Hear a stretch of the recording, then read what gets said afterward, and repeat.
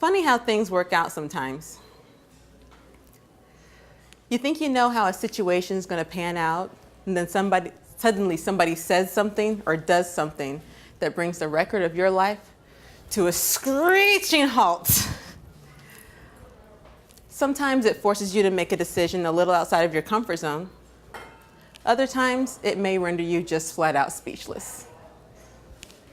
One such event took place for me as I was preparing for my last mission trip to Mexico. On this particular trip, we had about 13 to 15 teenage girls attending. Since there weren't enough adult volunteers to drive, the logistics director decided to rent a 15-passenger van to accommodate. I remember thinking, she's a trooper. You wouldn't catch me driving a van full of teenage girls. Well, the night before the trip, I got a phone call asking if I would mind driving the van during the time we were in Mexico.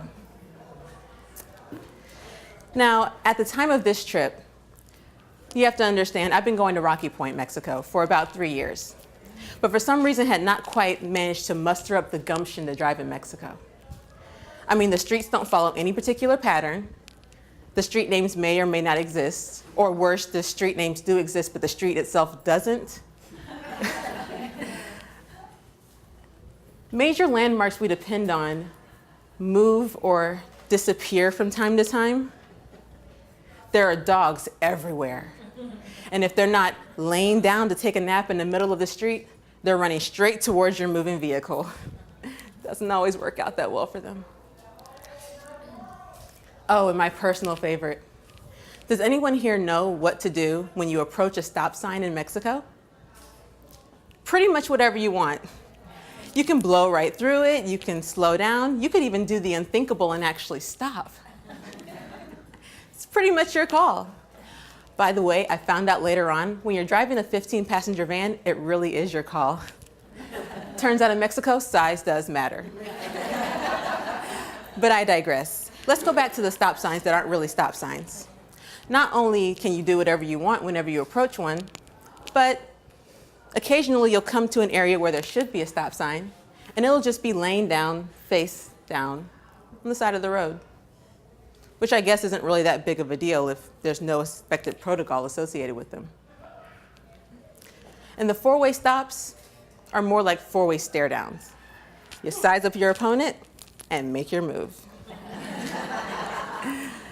And last, but certainly not least, a lot of the areas that we service are established, if you will, on mounds and mounds of soft and pliable sand. Soft and pliable sand that fervently and effectually entraps the wheels of large vehicles like 15-passenger vans. So while these images are going through my mind at pretty much the speed of light, I realize I've neglected to give an answer. I decide that since we're going to Mexico for a purpose bigger than ourselves, that it called for me to step into a role that's a little outside of my skill set. I said I'd be happy to help. And I immediately sent a picture of my driver's license to the rental company, briefly wondering if I'd see that same photo on the news if something went wrong. The next morning, we got ready to visit our first mission site. So I sheepishly crawled into the driver's seat and discreetly, mind you, tried to familiarize myself with the dashboard and the mirrors and the controls.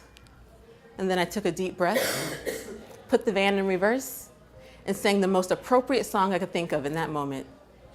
Jesus, take the wheel.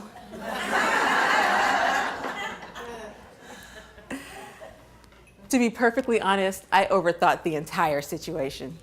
I drove for the rest of the weekend without incident or accident, and I actually had fun doing it.